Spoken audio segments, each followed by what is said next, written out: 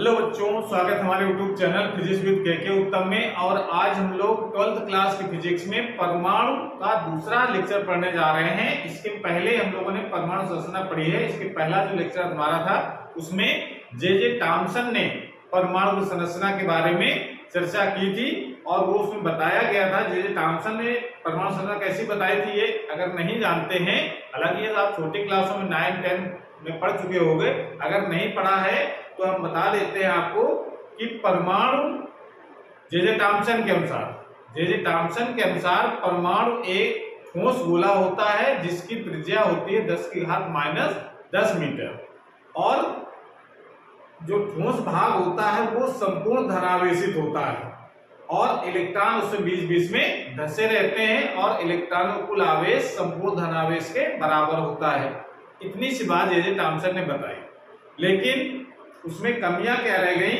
वो जो जे टॉमसन का मॉडल था उसमें दो कमियां मुख्यतः रही। एक तो हाइड्रोजन परमाणु के स्पेक्ट्रम की व्याख्या नहीं कर पाया वो कि हमको ये लाइनें क्यों दिखाई पड़ती स्पेक्ट्रम में। दूसरी बात, ये जब 1911 ईस्वी में रदरफोर्ड ने एक्सपेरिमेंट किया है अल्फा कण प्रकीर्णन का, इसकी व्याख्या भी नहीं कर पाया कि जब हम परमाणु अंदर से परमाणु से जब हम पार्टिकल्स को गुजारते हैं, ठीक है ना, तो देखा उन्होंने कुछ सीधे निकल जाते हैं परमाणु को पार करते हुए, कुछ मुड़ जाते हैं, कुछ वापस लौट आते हैं।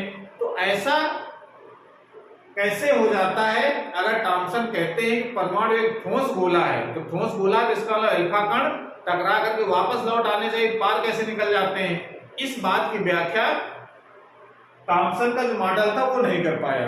तो तब फिर उन्होंने इस रदरफोर्ड ने ही इस एक्सपेरिमेंट की व्याख्या की है और उसके आधार पर फिर रदरफोर्ड ने परमाणु मॉडल भी प्रस्तुत किया जिसको हम रदरफोर्ड का परमाणु मॉडल कहते हैं। उसको हम लोग बाद में पढ़ेंगे। पहले तो ये जान लेते हैं कि अल्फा कण प्रकीर्णन का जो एक्सपेरिमेंट है वो है क्या।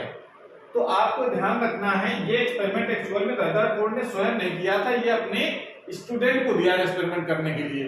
और लेकिन देख रही रदरफोर्ड की और उनकी लैब भी रदरफोर्ड की थी, उनका जो खर्चा जो लगा एक्सपेरिमेंट करने में वो भी रदरफोर्ड ने वहन किया और इन्हीं के देखरेख में हुआ। इसलिए रदरफोर्ड का अल्फा कण प्रकीर्णन कहते हैं। वरना इनके दो जो स्टूडेंट थे, एक का नाम था गीगर और दूसरा नाम था मार्सडन। ये विद्यार्थी थे इसके रदरफोर्ड के विद्यार्थी थे और इन्होंने एक्सपेरिमेंट किया है। एक्सपेरिमेंट कैसे किया? अल्फा कण लिया उन्होंने। अल्फा कण के बारे में आपको पता होना चाहिए। अल्फा कण क्या होता है? अल्फा कण एक हीलियम का नाभिक होता है। हीलियम अल्फा कण क्या होता है? हीलियम का नाभिक। और हीलियम के नाभिक में 2 प्रोटॉन और 2 न्यूट्रॉन होते हैं, ठीक है ना। इसका मतलब उस पर जो आवेश होता है वो कितना होगा? न्यूट्रॉनों का कोई चार्ज होता नहीं है। प्रोटॉनों पर दो प्रोटॉन है, तो प्रोटॉन पर जो आवेश होता है वो होता है 1.6 × 10⁻⁹। 2 प्रोटॉन हो गए तो प्लस का 3 पॉइंट, उसका दोगुना हो जाएगा 3.2 × 10⁻⁻19 कूलम। इतना अल्फा कण पर आवेश होता है, प्लस का होता है अल्फा कण पर आवेश। याद समझो कि अल्फा कण एक धनावेशित कण है जिस पर आवेश कितना होता है? 3.2 × 10⁻⁻19। समझ गए ना? अल्फा कण आप ये मान के चलना है वो होता है एक्चुअल में क्या है? नाभिक होता है किसका? हीलियम का। और हीलियम के नाभिक में 2 प्रोटॉन, 2 न्यूट्रॉन और 2 इलेक्ट्रॉन भी होते हैं, ठीक है ना। 2 इलेक्ट्रॉन निकाल दो अगर परमाणु से, हीलियम परमाणु से, तो जो नाभिक बचेगा वो अल्फा कण कहलाता है। अल्फा कण पर आवेश इतना है, आप समझ लीजिए कि अल्फा कण एक धनावेशित कण है। अब चूंकि अल्फा कण आएंगे कहां से? एक आप पढ़ेंगे आगे या पढ़ रखा होगा, एक होते हैं पदार्थ रेडियो एक्टिव। और रेडियो एक्टिव पदार्थ ऐसे होते हैं जिनसे अल्फा बीटा गामा किरणें निकलती रहती हैं। तो वहां एक सोर्स हम लोग वो सोर्स यानी रेडियो एक्टिव पदार्थ को ही हम अल्फा कण का स्रोत मानते हैं। तो जैसे हम बात करते हैं, ये हमारा हो गया एक सोर्स, ठीक है ना। और उस सोर्स को यानी रेडियो एक्टिव पदार्थ हुआ ये, और उस सोर्स को हम एक ब्लॉक में बंद कर देते हैं ऐसे, यानी इसको हमने बंद कर दिया कि ताकि जो अल्फा कण निकले वो इधर उधर न जाए और ये सीधे चले। अब सीधे भी चलेंगे तो ये इधर उधर फैलेंगे भी, तो फैलने से बचने के लिए यहां पर लेड की ईंटें लगा दी जाती हैं। समझो कि ये लेड की दीवार खड़ी कर दी जाती है इस तरीके से, ऐसे। एक्सपेरिमेंटल सेटअप आपको देखना है, और यहां पर भी नीचे ऊपर दोनों तरफ लगाते हैं। और लेड की विशेषता होती है कि ये अपने ऊपर गुजरने वाले अल्फा कणों को अवशोषित कर लेता है, और बाकी इसके बीच में जो गैप होता है वहां से ये अल्फा कण निकलते हैं। तो ये अल्फा कण ये हमारा क्या हो गया, स्रोत ऑफ अल्फा कण का स्रोत, अल्फा कण का स्रोत हो गया। यानी अल्फा कण यहां से निकल रहे हैं, और ये स्रोत है कौन सा है, रेडियो एक्टिव पदार्थ रखा हमने, रेडियो एक्टिव पदार्थ। पदार्थ में बहुत सारे पदार्थ होते हैं, उसमें हम एग्जांपल ले लेते हैं बिस्मिथ। पदार्थ हो रेडियो पदार्थ बिस्मिथ, और ये हमारी है ये जो लेड यानी पीबी, अभी नहीं लिख सकते हैं इसको, पीबी की ये ईंटें लगी हैं, आप समझिए ये बना देते हैं। और फिर आगे रखते हैं यहां पर एक स्वर्ण पत्र, आगे क्या रख देते हैं, स्वर्ण पत्र रख दिया जाता है ऐसे, ये स्वर्ण पत्र रख दिया, ठीक है ना। ये हो गया हमारा स्वर्ण पत्र। अब स्वर्ण पत्र से जब ये गुजरते हैं, इस सीधे अगर जाएंगे तो यहां पर टकराते हैं ऐसे। अब ये इस यहां पर कैसे, चूंकि अल्फा कहते हैं छोटे होते हैं, ऐसे दिखाई नहीं पड़ते हैं, उसके लिए यहां पर हम एक जिंक सल्फाइड का एक पर्दा लगा देते हैं ऐसे, इस तरीके से। ये कौन सा पर्दा है, ZnS का पर्दा लगा दिया, स्क्रीन लगा दी,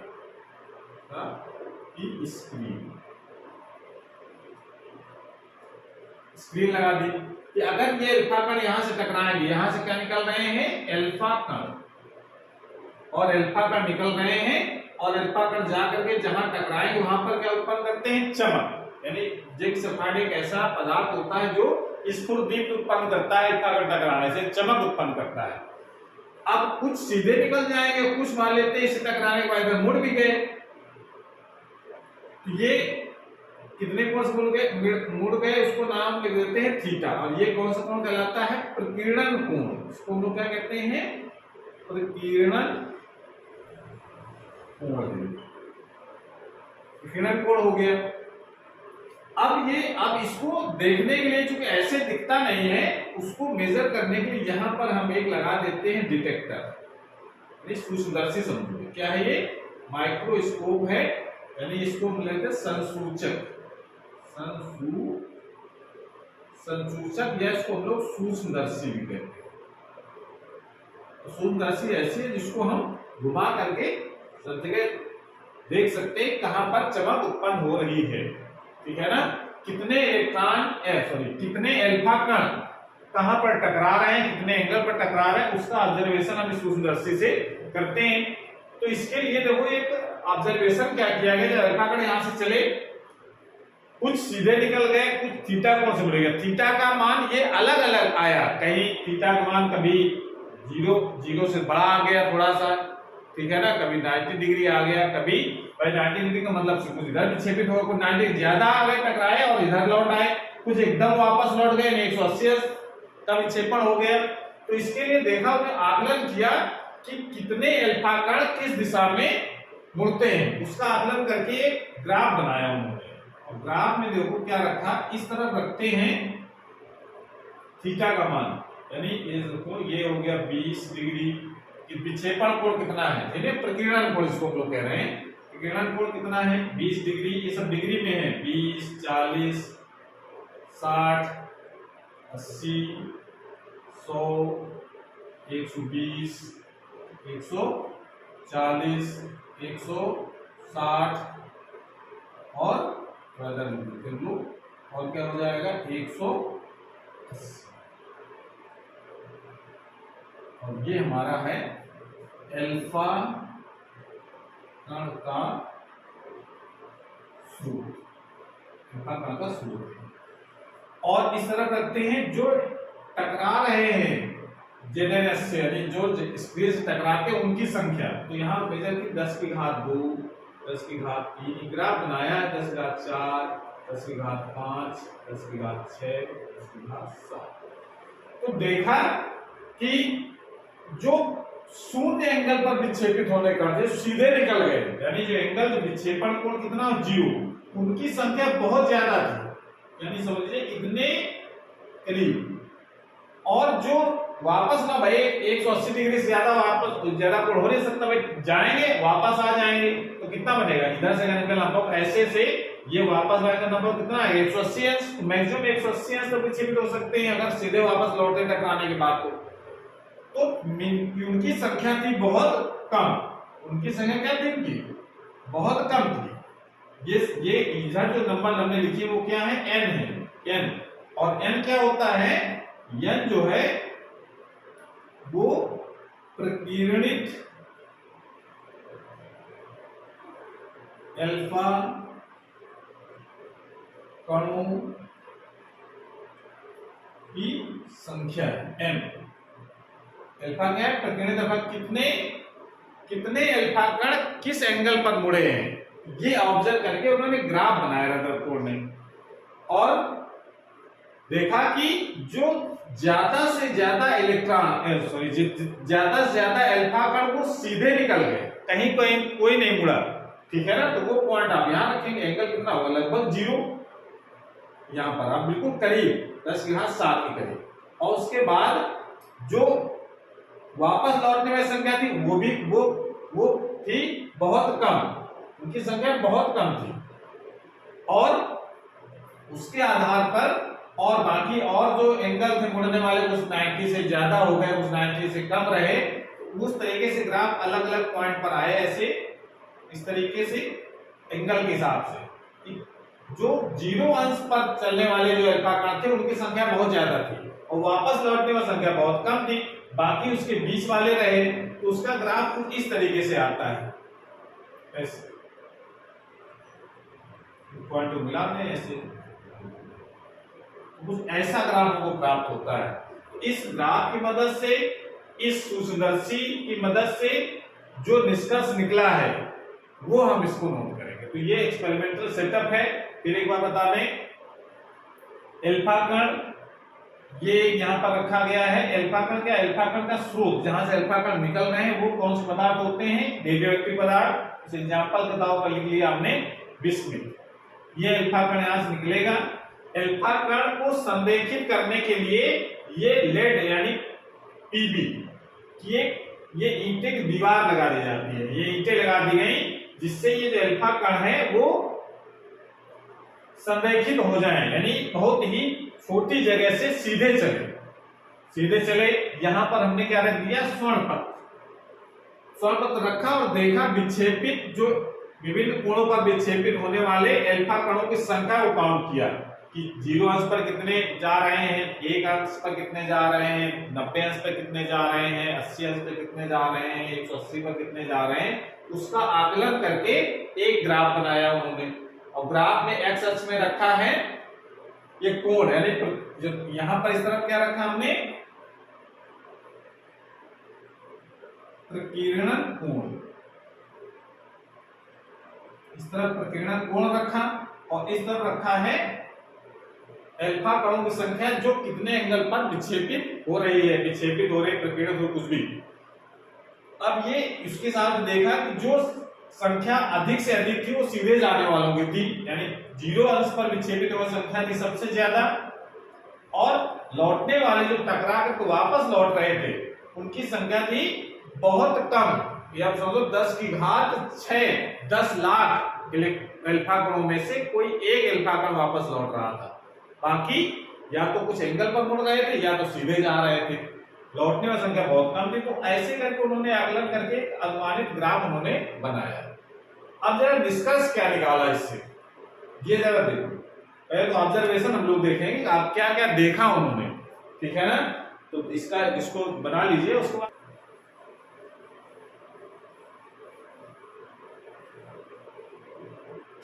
ऑब्जर्वेशन देखो इसमें, यानी प्रेक्षण। क्या ऑब्जर्व क्या किया रदरफोर्ड ने? पहला ऑब्जर्वेशन तो ये था, अधिकांश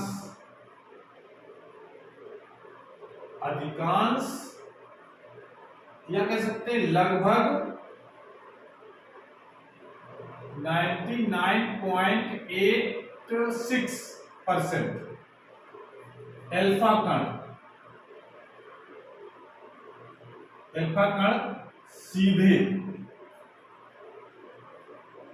सीधे पार निकल जाते हैं।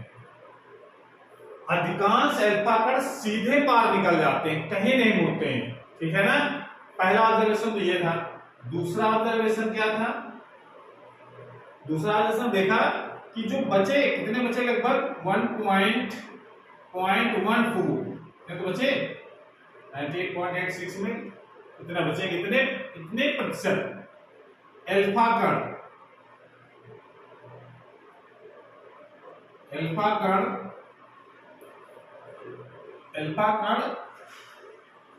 एक अंश से अधिक कोण पर विक्षेपित होते हैं। ये ऑब्जर्वेशन आया। समझो कि 99.86% तो सीधे निकल गए, बिना विक्षेपित हुए, ठीक है ना। कह सकते हैं इसमें अधिकांश अल्फा कण बिना विक्षेपित हुए सीधे निकल जाते हैं। पहला ऑब्जर्वेशन हो गया। दूसरा ऑब्जर्वेशन है कि इतने जो बहुत कम जो बची संख्या, वो एक से अधिक कोण पर विक्षेपित होते हैं, एक अंश से अधिक कोण पर। अभी संख्या बहुत कम है मुड़ने वालों की, और उनमें से करीब 20,000 में एक अल्फा कण, 20,000 में एक अल्फा कण 90 डिग्री से अधिक कोण पर विक्षेपित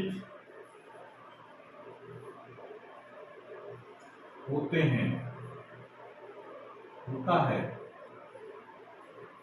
20,000 अल्फा कण जब जाएंगे स्वर्ण पत्र की तरफ, उनमें से एक अल्फा कण 90 डिग्री से अधिक कोण पर विक्षेपित होते हैं। बहुत कम संख्या है। और चौथा का ऑब्जर्वेशन ये था कि 10 की घात 6 यानी 10 लाख में एक अल्फा कण 180 अंश से विक्षेपित होता है।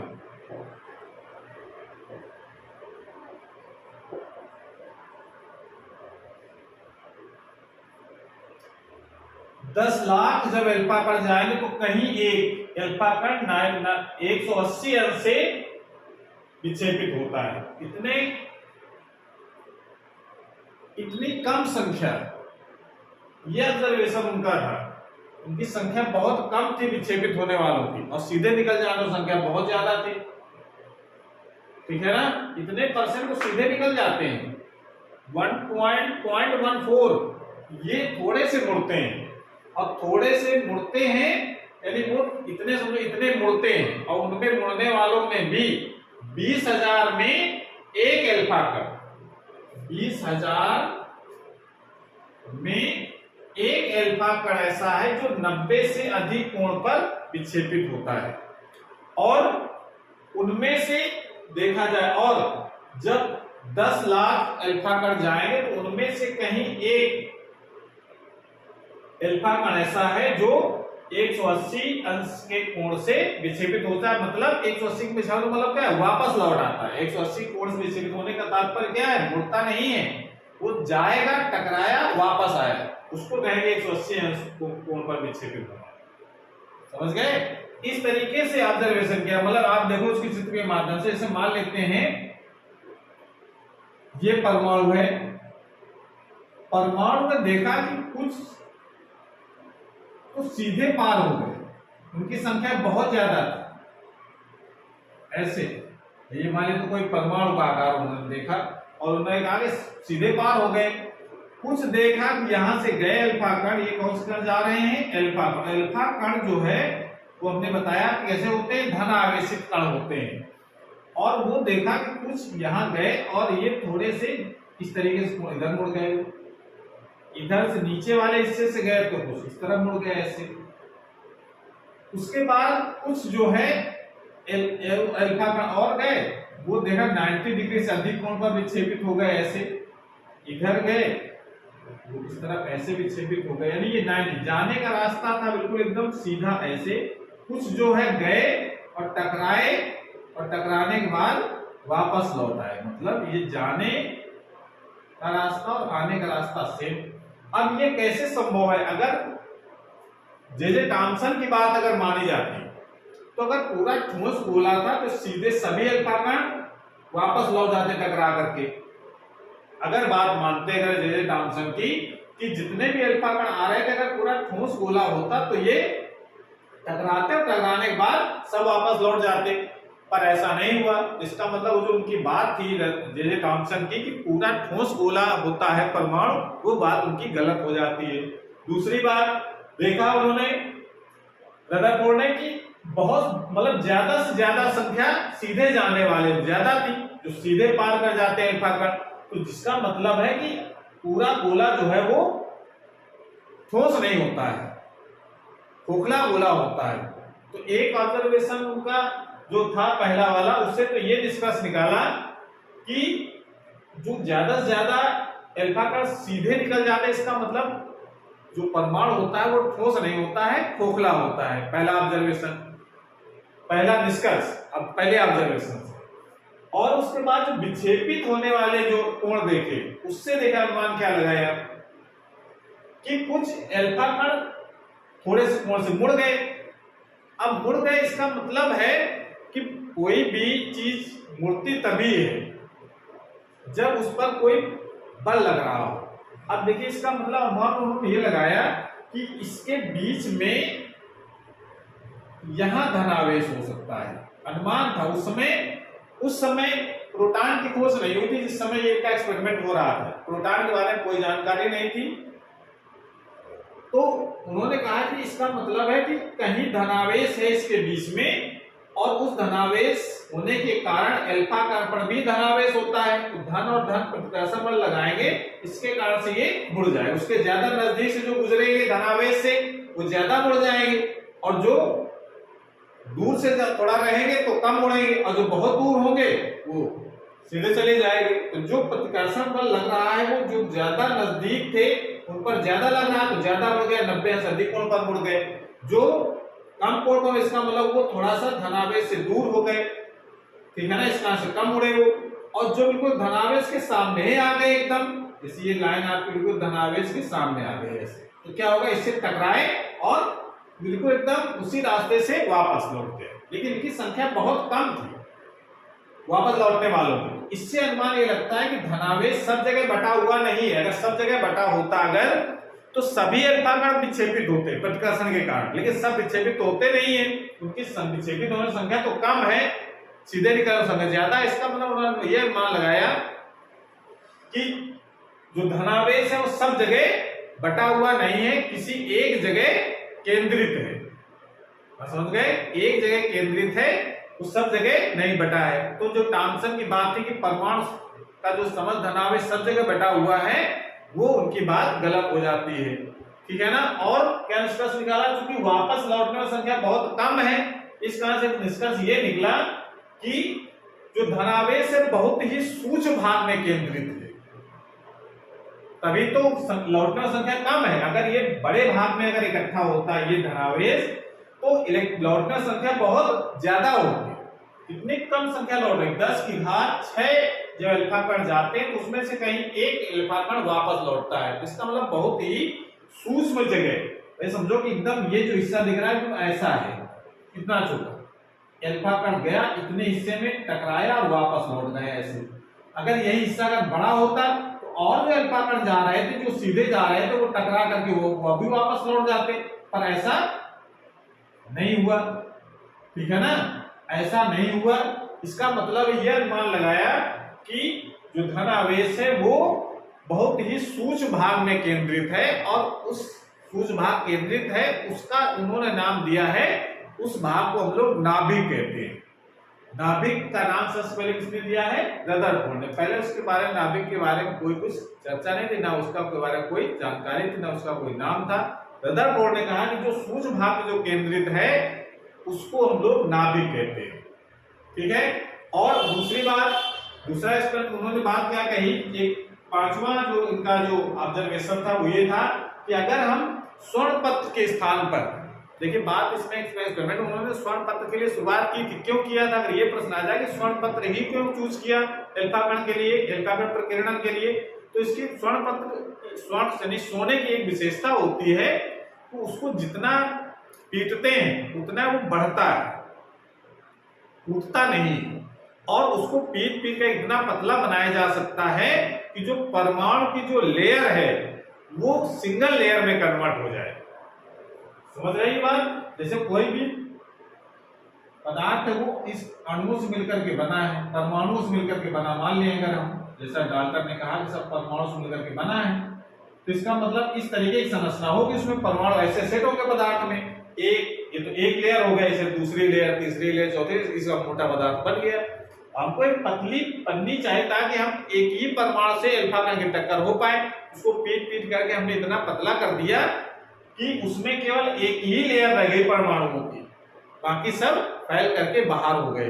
इतनी, इसलिए स्वर्ण पत्र का यूज करते हैं। लेकिन पहला एक्सपेरिमेंट उन्होंने स्वर्ण पत्र को लेकर के किया, उसके बाद फिर दूसरी धातुओं को यूज किया, चांदी का भी ये पत्र बनाई, पन्नी बनाई, प्लेटिनम की बनाई, और फिर उन्होंने एक अनुमान लगाया कि जब अलग अलग धातुओं का यूज करके हम अल्फा कण प्रकीर्णन करते हैं तो देखा कि जो प्रकीर्णित जो अल्फा कण है अलग अलग कोणों के लिए वो अलग अलग आते हैं। हमारे वैसे जैसे बात कर रहे हैं कि इसे सोने के लिए देखा कि 60 अंश के कोण पर कितने मुड़े, हमने आकलन कर लिया सोने के लिए, फिर चांदी लगाई तो 60 अंश पर कितने आकलन किए, तो ये संख्या सेम नहीं थी। चांदी की पन्नी जब यूज की, चांदी का पत्र यूज किया, उसमें 60 अंश के कोण पर प्रकीर्णन की संख्या अलग थी। जब सोने की पन्नी यूज की तो उसमें 60 अंश के कोण पर मुड़ने वाली संख्या अलग थी। प्लेटिनम यूज किया तो उसमें मुड़ने वाली संख्या अलग थी, यानी सेम संख्या नहीं थी, ठीक है ना। तो ये भी इसमें इन्होंने ऑब्जर्वेशन किया, तो ऑब्जर्वेशन ये इन्होंने किया प्रकीर्णित अल्फा कणों की संख्या भिन्न भिन्न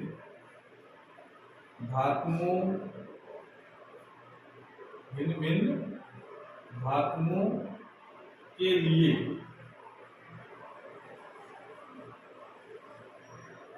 भिन्न है। ये आकलन था उनका, प्रकीर्णित अल्फा कणों की संख्या भिन्न भिन्न धातुओं के लिए भिन्न भिन्न है। अलग अलग धातुओं के लिए 90 अंश पर कोण देखा, 90 अंश के कोण पर देखा, चांदी पर अलग संख्या आ रही है, सोने पर अलग आ रही है, प्लेटिनम पर अलग आ रही है, तो उन्होंने ये भी ऑब्जर्वेशन किया। इससे ये पता चलता है कि जो धन आवेश है वो सब पर बराबर नहीं होता है, सब परमाणुओं पर बराबर नहीं होता है, इसकी मात्रा अलग अलग धातुओं में अलग अलग होती है। बात समझ गए? अगर ये सेम संख्या आती कि 90 अंश पर अगर 10 मुड़ रहे थे, 90 अंश पर 10 मुड़ रहे थे लोहे के लिए, तो चांदी के लिए भी उतने मुड़ने चाहिए, उतने प्लेटिनम के लिए मुड़ने चाहिए 10। ये समझिए, अगर एक में 10 आ रहे हैं, किसी में 50 आ रही है उसी एंगल के लिए, तो इसका मतलब है कि धन आवेश जो है वो सबका सेम नहीं, सेम होता तो सब संख्या सेम आती है, हर धातु के लिए सेम आती है। तो एक निष्कर्ष ये उन्होंने निकाला, इसका मतलब है कि जो धन आवेश है वो अलग अलग धातुओं में अलग अलग होता है। ठीक है, तो ये उन्होंने परीक्षण किया रदरफोर्ड ने, और परीक्षण करके ये जो निष्कर्ष निकाला है वो निष्कर्ष भी आपको तैयार करना है। उसी के आधार पर हम बात करेंगे रदरफोर्ड के परमाणु मॉडल की। तो क्या ये तो उनके ऑब्जर्वेशन में जो देखा उन्होंने, और उसके बाद क्या निष्कर्ष निकाला वो हम लोग देखते हैं। जरा निष्कर्ष हम लोग लिख सकते हैं, इसकी सहायता जो हमने बताया उसको लिखना है। कि क्या लिखना है, अधिकांश अल्फा का सीधे निकल जाने से क्या अनुमान लगाया कि परमाणु पूर्णतया ठोस नहीं होता है, खोखला होता है। पहली बात, जो मुड़ने वालों की जो संख्या है वो संख्या बहुत कम है भाई, केवल 1.14% ही मुड़ते हैं, वो भी बहुत कम एंगल पर। इसका मतलब उन्होंने कहा कि जो पूरा जो धनावेश है वो सब जगह बटा हुआ नहीं है, कहीं छोटे से भाग में केंद्रित है। ये देखा, फिर देखा कुछ वापस लौट संख्या तो और कम थी, मुड़ने वाली संख्या तो कुछ ज्यादा थी लेकिन वापस लौट संख्या बहुत कम थी। तो उन्होंने फिर बात अपनी कही, इसका मतलब है कि धनावेश कहीं एक जगह तो है लेकिन वो भी बहुत सूक्ष्म भाग में केंद्रित है, और उस भाग को हम लोग नाभिक कहते हैं, न्यूक्लियस। न्यूक्लियस की बात रदरफोर्ड ने कही सबसे पहले। उसके बाद फिर उन्होंने देखा कि प्रकीर्णित अल्फा कणों का आकलन किया अलग अलग धातुओं के लिए, और देखा कि उनकी संख्या भी अलग अलग आती है। इससे ये निष्कर्ष निकाला कि नाभिक पर जो धन आवेश होता है, परमाणु के अंदर जो धन आवेश होता है वो अलग अलग होता है, अलग अलग धातुओं के लिए। ये निष्कर्ष उन्होंने निकाला है, तो उसको जरा हम लोग लिख लेते हैं अपनी भाषा में, और आप भी चाहे तो ये इस बात को अपने मन से लिख सकते हैं, नहीं वरना उसको नोट्स बनवा देते हैं, इसको नोट कर लीजिए। तो रदरफोर्ड ने जो ऑब्जर्वेशन किया है, यानी परीक्षण किया, उसके आधार पर क्या निष्कर्ष निकाला, तो वो निष्कर्ष इस प्रकार से हैं। परमाणु का अधिकांश भाग खोखला है, पहला निष्कर्ष ये निकाला। क्यों, कैसा कहा, क्योंकि अधिकतर जो अल्फा कण थे वो पार सीधे निकल जाते हैं बिना विक्षेपित हुए। दूसरी बात, जो मुड़ने वालों की संख्या है वो बहुत कम है, इसका मतलब है कि धनावेश सब जगह बिखरा हुआ नहीं है, एक भाग में केंद्रित है। अगर सब जगह बिखरा होता है, जैसा टॉमसन कह रहे हैं पूरा धनावेश सब जगह बिखरा हुआ है, वो अगर ऐसा होता तो ये जितने इलेक्ट्रॉन जो अल्फा कण है वो सीधे जा रहे थे, वो सीधे एक में जाते, कुछ दाएं बाएं मुड़ जाते, विक्षेपित हो जाते। तो दूसरा अनुमान लगाया उन्होंने कि परमाणु का संपूर्ण धनावेश एक ही स्थान पर केंद्रित है, बाकी जगह नहीं है, तभी इस धनावेश के कारण अल्फा कण पर धनावेश होने के कारण दोनों प्रतिकर्षित हो जाते हैं। ठीक है ना। दूसरी बात, संपूर्ण धनावेश, क्या निष्कर्ष निकाला उन्होंने, परमाणु का संपूर्ण धनावेश परमाणु के अंदर अति सूक्ष्म स्थान में केंद्रित है। मतलब ये कह सकते हैं कि चूंकि वापस लौटने वालों संख्या बहुत कम थी, 10⁶ में से केवल एक इलेक्ट्रॉन, एक अल्फा कण वापस आ रहा था, इस कारण से ये अनुमान लगाया कि इसका मतलब है कि बहुत ही सूक्ष्म भाग में धनावेश है, उसी से अल्फा कण टकरा करके वापस लौट रहा है। अगर ये आकार बड़ा होता तो संख्या लौटने वालों की ज्यादा होती। अगर कोई छोटी चीज है, अगर ये जाएगा छोटा सा, तो एक आध अल्फा का सीध में होंगे तो लौट जाएंगे, जो अल्फा का दाएं बाएं से जा रहे हैं वो तो सीधे निकल जाते हैं। तो इसका मतलब है कि बहुत कम संख्या, इसका मतलब बहुत कम संभावना है अल्फा कण के टकराने की उस धनावेश से। तो इसका मतलब है कि बहुत ही सूक्ष्म भाग में केंद्रित है, और सब जगह भी नहीं है, एक जगह है, बहुत सूक्ष्म भाग में, और उस सूक्ष्म भाग का नाम दिया उन्होंने नाभिक कहते हैं। ठीक है ना, ध्यान रखना, नाभिक की बात की, धनावेश की बात हुई, अभी न प्रोटॉन की बात हुई ना न्यूट्रॉन की बात हुई। उस समय उसमें प्रोटॉन न्यूट्रॉन की कोई खोज नहीं हुई थी, इलेक्ट्रॉन की खोज जरूर हो चुकी थी। और जो भिन्न भिन्न धातुओं के नाभिकों में धनावेश की मात्रा भिन्न भिन्न होती है, ये बात भी उन्होंने भिन्न भिन्न धातुओं को लेकर के अल्फा कण प्रकीर्णन एक्सपेरिमेंट किया और देखा कि विक्षेपित होने वाले अल्फा कणों की संख्या भी अलग अलग थी। इसका मतलब इससे अनुमान लगाया जाता है कि धनावेश जो है वो अलग अलग है। अगर सेम धनावेश होता तो विक्षेपित होने वाले अल्फा कणों की संख्या भी सेम होती। समझ रहे हैं नहीं? अगर धनावेश सेम अगर होता तो इसका मतलब अल्फा कण जितने एक धातु से विक्षेपित होते उतने दूसरे धातु से उतने एंगल पर विक्षेपित होते, तीसरे से उतने विक्षेपित होते, पर ऐसा नहीं था। सब धातुओं के लिए यानी अलग अलग धातुओं के लिए विक्षेपण कोण अलग अलग था। विक्षेपण कोण विक्षेपित होने वाले अल्फा कणों की संख्या अलग अलग थी। इस कारण से अनुमान लगाया उन्होंने कि जो धनावेश था नाभिक पर वो सेम नहीं है, सब अलग अलग है। ये ऑब्जर्वेशन और निष्कर्ष उन्होंने रहे। ऑब्जर्वेशन जो किया उसे निष्कर्ष निकाल दिया। उसके बाद जब ये उन्होंने निष्कर्ष निकाला तो उसके बाद फिर उन्होंने एक परमाणु का एक मॉडल प्रस्तुत किया कि परमाणु वास्तव में है कैसा। तो ये परमाणु फिर हम लोग पढ़ेंगे रदरफोर्ड का परमाणु मॉडल। तो अगला हम लोग टॉपिक रहेगा रदरफोर्ड का परमाणु मॉडल, क्या उन्होंने अपनी परिकल्पना की है परमाणु के बारे में, वो पढ़ेंगे। तो आज की क्लास हमारी अपना समाप्त होती है।